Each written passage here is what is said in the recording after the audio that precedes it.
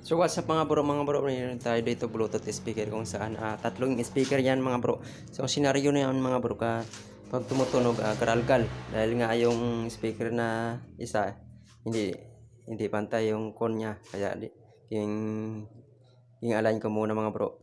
So bali ito mga bro yun inalign natin. Ni-rewind na ito ng isang technician kaya lang hindi align yung kanyang pagkalagay ng con.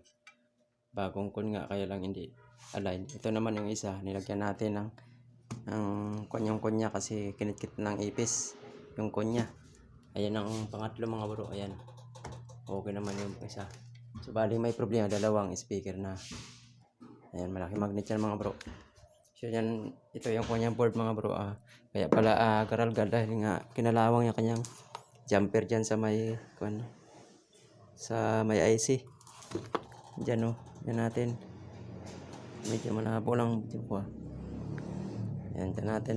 Ilagyan natin ng bagong jumper. Yan, So, ngayon, i-testing na natin mga bro. I-fix na natin. So, bago niyan, nilinisin muna natin yung loob.